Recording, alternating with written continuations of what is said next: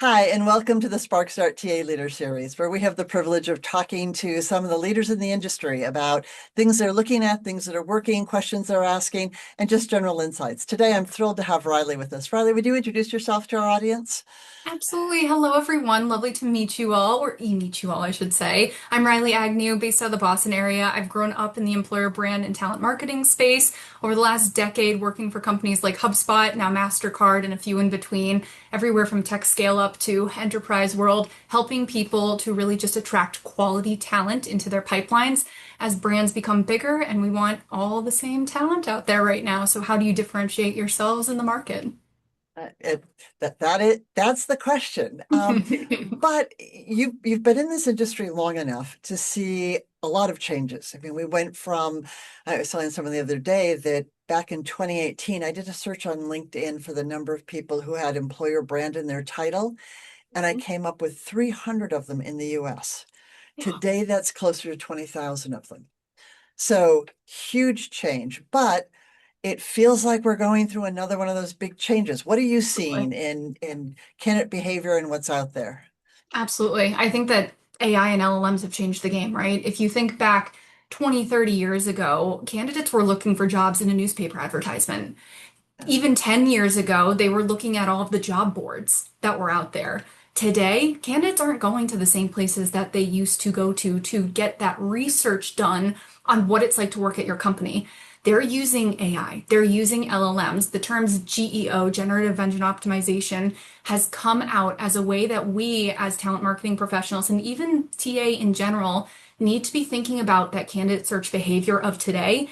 How do we optimize the content that we're putting out there that's being pulled into those AI search engines now to make sure that we're showing up with relevant content and as much of a controlled narrative as possible to make sure that candidates are seeing what we want them to see when it comes to the brands that we're building.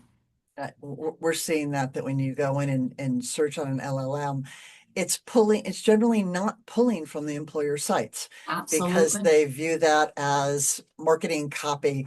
So they tend to pull from Glassdoor, that great Mhm. objective source of Mhm. happy employees. So that's a tough thing to do.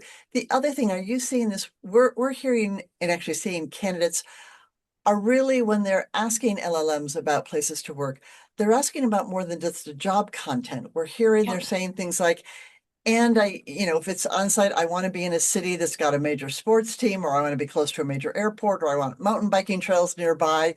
Are you seeing how they're looking for jobs changing as well? It's not just, I need a radio frequency job in Denver. 100%.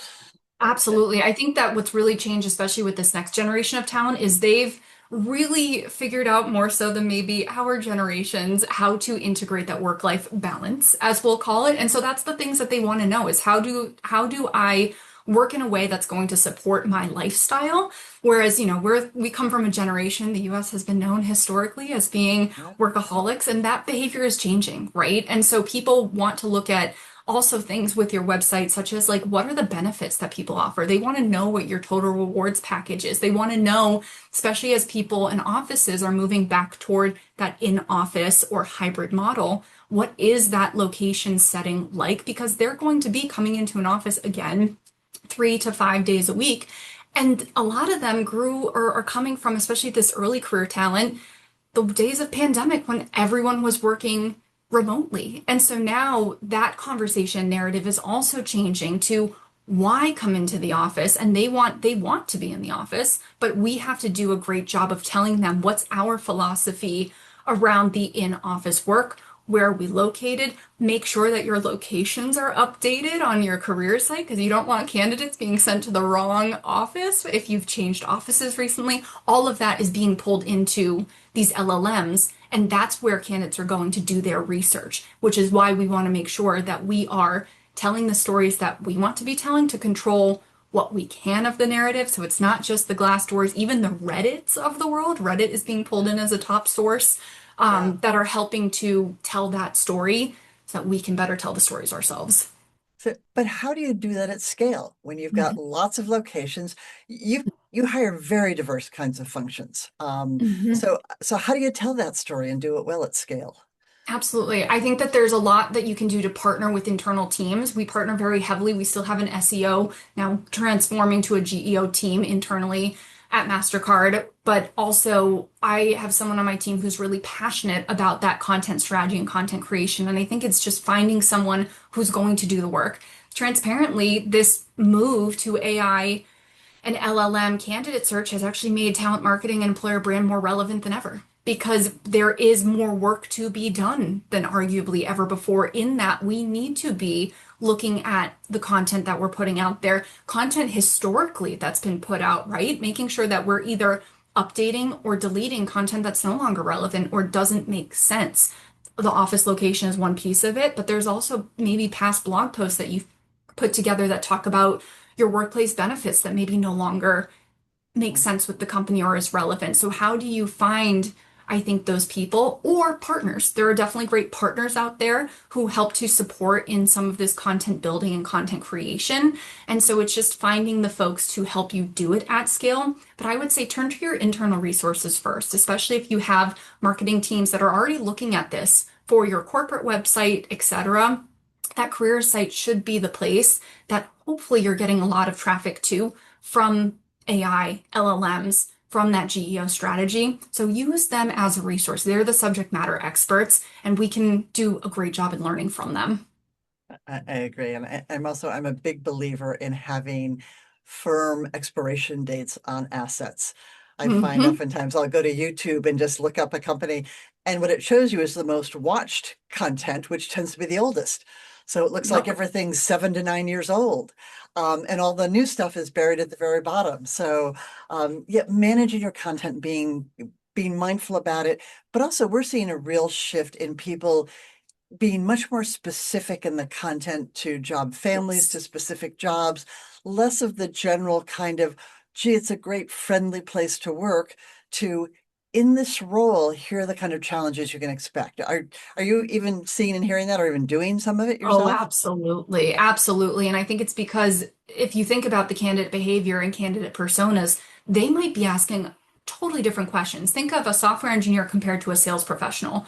They're not asking the same thing when it comes to what they're putting into those AI or LLMs. They're looking for different things. And so we need to have content that's going to be able to be delivered to every audience because you and I both know everyone's job search and job journey is going to be a bit different. And the things that they care about, especially at what level they are at in their career, is also going to be different. If there's someone who is joining a company who has also been really excited about growing a family, they're going to want to know what are the family benefits. If there's someone who's early in their career, they're going to want to know what's the growth opportunities. And so making sure that you have content not just at the function level, also by location, because someone when I was at HubSpot, Katie Burke once said to me, this chief people officer at the time, every office is a sibling, not a twin. So even when you're coming out with, the content that you're talking about for your locations, yes, your company culture is and values are the same, but also there are nuances within every office, those differentiators that you want to tell the stories around. And don't shy away from telling the challenges as well. I think that one of the things that not enough companies are doing is talking about, let's not call it the bad and the ugly, but the things that are areas of opportunity or things that might not be a fit for every candidate. And that's why we're getting flooded with quantity and not just quality of talent in our pipelines, creating that noise for our recruiters that we don't want to be doing because we're sending out too much of those. Here's why you should work here. This is what's great about this company, and not enough of these are maybe some of the challenges that you'd see that might not be the right fit. But for the right candidate, it's going to actually draw them in because they'll be like, I see that as a challenge and maybe as an opportunity. And that's more the conversation that we also want to steer candidates toward. Yep. Yeah. A well-educated candidate is the most efficient candidate you can move through your pipeline. And someone who late in the process decides, oh, gee, I didn't really realize this is not Mhm. for me, is hugely expensive and a huge waste of resources of recruiters, of hiring managers' time, of all of it. So, we're a big believer, give them as much information early in the process so they can make a well-informed decision to opt in or opt out. That's when you've really got an efficient, tight funnel. So it's great.